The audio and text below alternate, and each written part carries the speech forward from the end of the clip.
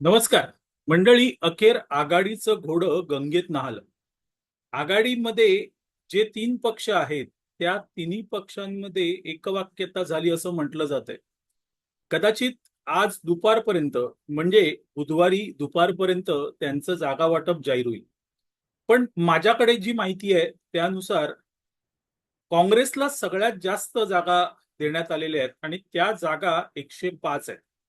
त्यानंतर उबाटा सेना त्यांना 98 जागा आणि 85 ते 88 जागांवर राष्ट्रवादी काँग्रेस शरद पवार गट लढणार आहे. मागच्या काही दिवसांपासून बातम्या होत्या की आघाडीत बिघाडी होते. काँग्रेस आणि उबाटा सेना यांच्यामध्ये जमत नाहीये अशा बातम्या आल्या होत्या. पण मला खात्री होती त्यामुळे मी त्या बातम्यांवर आधारित महाविकास आघाडीमध्ये बिघाडी होणार असा व्हिडिओ केला नाही.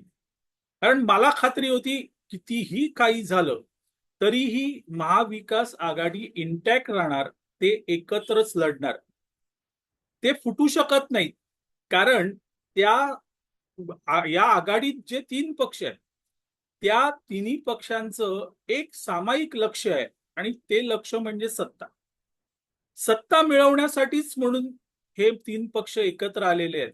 आणि त्यामुळे सत्तेशिवाय राहणं म्हणजेच आघाडी फोडणं हे त्यांना माहिती आहे. या कारणास्तव ते वेगळे होणार नव्हते. या तिन्ही पक्षांना हे ज्ञात होतं की आपण जर स्वतंत्र लढलो तर सत्तेत येऊ शकत नाही. आणि त्यामुळे कितीही नोकझोक झाली तरीही एकत्रच राहायचं. पण बार्गेनिंग पॉवर वाढवून जास्तीत जास्त जागा आपल्या पदरात पाडून घ्यायच्या यासाठी हे सगळं नाटक सुरू होतं. प्रश्न होता झुकायचं कोण, कोण झुकणार. आणि सरते शेवटी महाविकास आघाडीमध्ये उबाटा सेना झुकली. त्यांनी कमी जागा पत्रात पाडून घेतल्या, काँग्रेसला जास्त जागा मिळाल्या. पण फरक काही फार नाहीये. 7-1 जागांचा फरक आहे. जे दाखवायला काँग्रेस जिंकली, दाखवायला उबाटा सेना झुकली, अशी एकंदरीत परिस्थिती आहे. ज्या वेळेस महाविकास आघाडी स्थापन झाली त्यावेळेस उबाटा सेना हा भिन्न वैचारिक तत्वाचा पक्ष त्यांच्यामध्ये गेला. त्याच वेळेस हे स्पष्ट झालं होतं की काँग्रेस आणि राष्ट्रवादी काँग्रेस भले त्यावेळेस त्यांची ताकद कमी असेल तरीही कालांतराने उबाटा सेनेला त्यांची जागा दाखवून देणार. आणि आता नेमकं तेच झालं. आज परिस्थिती अशी आहे की महाविकास आघाडीमध्ये काँग्रेस हा मोठा भाऊ आहे आणि उबाटा सेनेची मजबुरी आहे. त्यामुळे उबाटा सेना ही महाविकास आघाडीमध्ये सध्या आहे. अशी एकंदरीत परिस्थिती असताना आगामी विधानसभा निवडणूक जी आता काही दिवसांवर आलेली आहे त्या निवडणुकीत हे एक दिलाने लढणार का असा प्रश्न निर्माण झालेला आहे.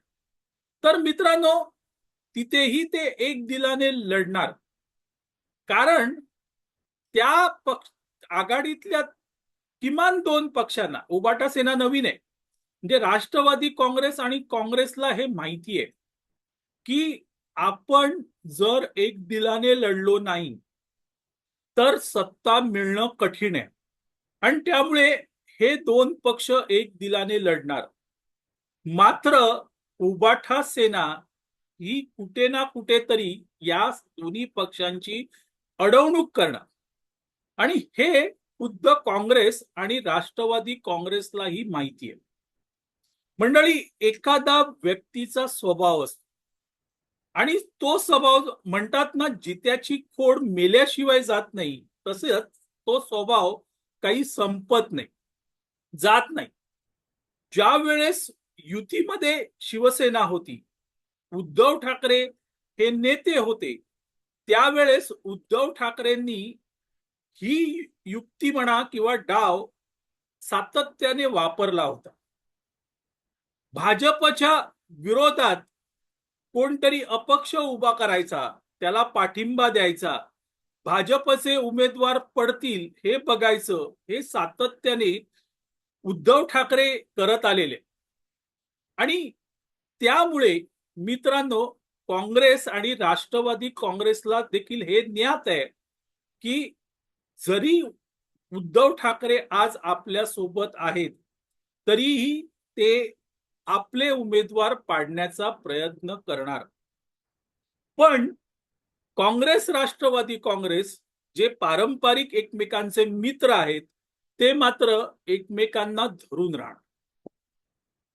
उद्धव ठाकरे यांची कीर्ती एवढी महान आहे की आता काँग्रेसलाही कळलेलं आहे की त्यांच्याबरोबर चर्चा करणं हे किती कठीण असतं, किती कठीण असतं. ज्या विदर्भामध्ये शिवसेनेची ताकदच नाहीये आणि काँग्रेसचे तिथे पारंपरिक मतदार आहेत, अगदी आणीबाणी नंतरच्या काळातही काँग्रेसला विदर्भातून हात मिळाला होता, तिथे उबाटा सेना जागा मागते. त्याच वेळेस काँग्रेसला हे उमजलं की उबाटा सेना भविष्यात आपल्यासोबत काय करू शकते. जर जागा दिल्या नाहीत, मनासारखं जागा वाटप झालं नाही, तर उमेदवार पाडण्याची ज्या क्लुप्त्या आहेत त्या उबाटा सेना आजमावू शकते. आणि म्हणून नाना पटोले हे ताणून धरत होते, ताणून धरत होते. मात्र त्याच वेळेस काँग्रेसच्या केंद्रीय नेतृत्वाने काहीसा उबाटा सेनेला हात दिला. हरियाणाच्या पराभवानंतर राहुल गांधी हबकले आणि हे राहुल गांधी आता फार मोठी जबाबदारी आपल्या शिरावर घेऊ इच्छित नाहीयेत. निदान काही दिवस तरी ते शांत राहणार आहेत. अशा वेळेस जागा वाटपाबाबत तिढा निर्माण होतोय म्हटल्यावर राहुल गांधी यांनी महाराष्ट्रातील नेतृत्वाला, काँग्रेसच्या नेतृत्वाला दिल्लीत बोलवलं आणि त्यांना सरळ समज देऊन टाकली की जास्त ताणू नका, काय त्यांच्या मागण्या आहेत त्या मान्य करा आणि हे प्रकरण संपवा. आणि त्यामुळे मित्रांनो,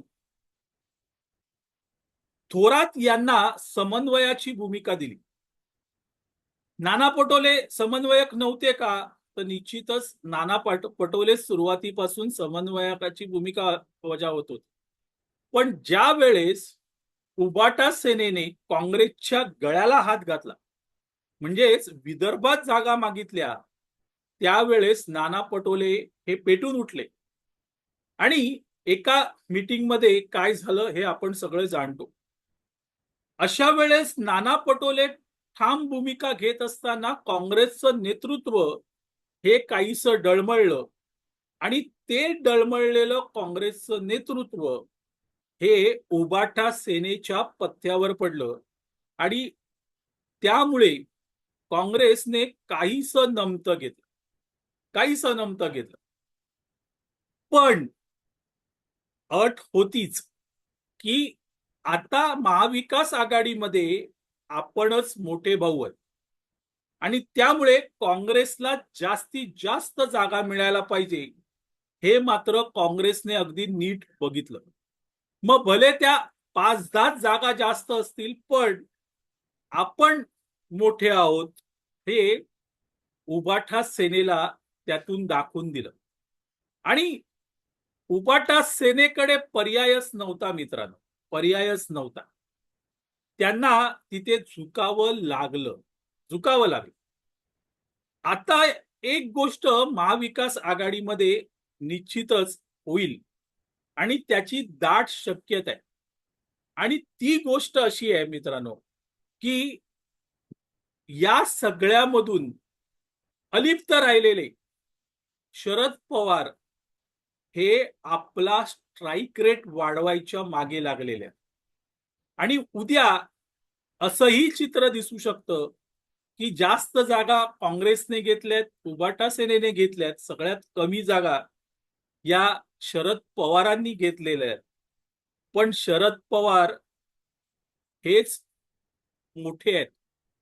त्यांचा स्ट्राईक रेट जास्त आहे, त्यांचेच आमदार जास्त आहेत, असंही होऊ शकतं. अर्थात शरद पवारांना राष्ट्रवादी काँग्रेसची कॅपॅसिटी माहिती आहे. शरद पवारांना माहिती आहे की आपण अब तक 54 आहोत. अब तक 54 आहोत आपण. आणि त्यामुळे त्या 54, 55 जास्तीत जास्त 56 जागा कशा निवडून आणता येतील याकडे शरद पवार लक्ष देतात. हे दोघंही भांडतायत. कदाचित ते दोघंही एकमेकांची टांग अडवणार आणि इथे शरद पवार स्ट्राईक रेट मोठा घेऊन जाणार. स्ट्राईक रेट मोठा घेऊन जाणार आहेत. एकंदरीत महाराष्ट्राच्या राजकारणात आघाडीमध्ये काय होणार हा प्रश्न आता जवळजवळ निकालात आलेला आहे. पण तो संपलेला नाहीये. कारण ऐन निवडणुकीत कोण कोणाचे पाय फोडणार हेही बघणं तितकंच महत्वाचं ठरणार आहे. बघूया काय होतं. मंडळी, तुर्तास इथे थांबतो. आपल्याला हा व्हिडिओ आवडला तर लाईक करा, शेअर करा, लक्षवेधला सबस्क्राईब करा. मी आबा माळकर आपली रजा घेतो. धन्यवाद.